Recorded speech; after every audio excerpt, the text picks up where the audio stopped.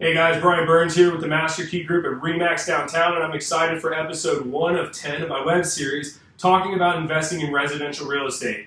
Full disclosure, I will not be talking about doing flips. I know people love to watch them on TV, but really the numbers just aren't there. I'm sure there are people making some good money on it, but I wouldn't make that recommendation. So what we are going to be talking about is going to be residual income, okay? So what you want to do is you want to have that money that's making money while you're working, right?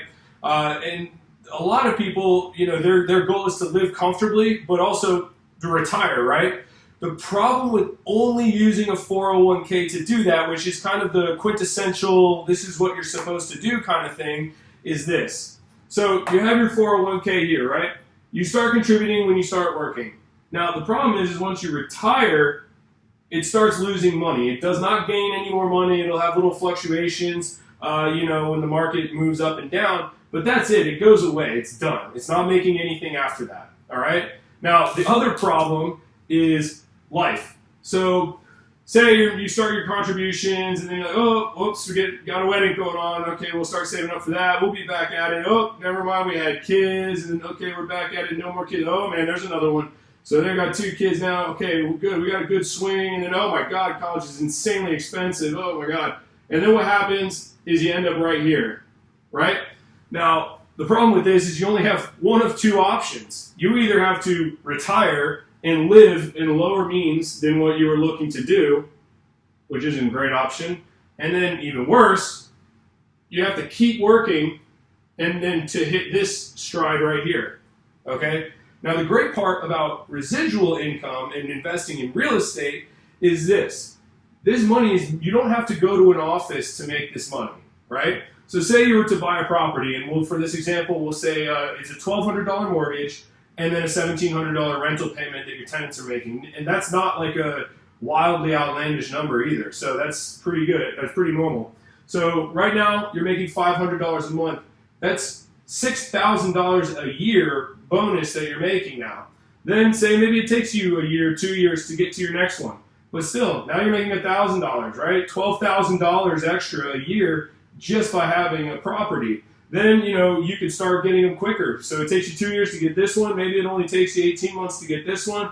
Maybe 16 to get this one. Maybe you're able to do this one in a year. So now you've got, say, $24,000, maybe $30,000 in residual income, salary pay, just from holding these properties and having your tenants pay your mortgage and then you money on top of it, okay? Now, the other side of that is that these properties are gaining value, okay? Now, do they go up in a straight line? No. They have fluctuations in here and, but the best part about it is you don't have to sell it to use it, right? Now, to get your increase in property value, you have to sell it.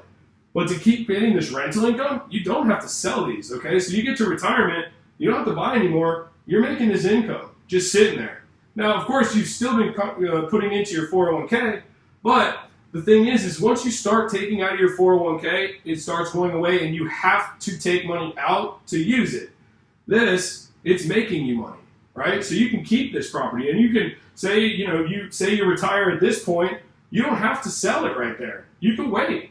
Say you got a property manager, you're just hanging out, you're going traveling, and then you can go ahead and sell them here. Or you have to sell them at all. You can always pass them down to your kids or whoever else. And even better is that, say the value tanks down to here. Guess what?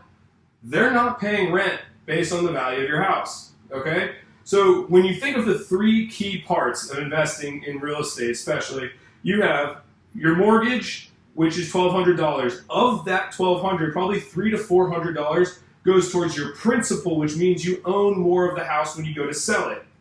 So if I invest $30,000 in the stock market and the stock market goes up 10%, I make $3,000 and my total investment is now worth $33,000. Now, if I put a 20% down payment on a $150,000 house, so I put $30,000 in, and then it goes up by 10%, I make 10% off of the total value of the house. So now my $30,000 goes up 10%, $45,000. And when you go to sell your home, the bank doesn't say, well, I loaned you 80% of that money. I want to take 80% of what you've made on it. You make all of it. All you have to do is pay them back, and you're paying them the interest throughout while you're owning it and while you're holding on to it. All right? So that's one of the lost things that people don't realize is that you're owning more of the house, then you have your property value increase, and then you have your residual income that's coming in and can continue to come in throughout your ownership of it. So this is day one. What we're going to be doing is next week we're going to be talking about lingo, what kind of vocabulary you need to know. Even describing some of this stuff is difficult without you guys knowing it. So next week is going to be very important as well. Talk about NOI, ROI, cap rates, all that good stuff. And yeah, so I'll see you next week, and I'm looking forward to this series. Bye.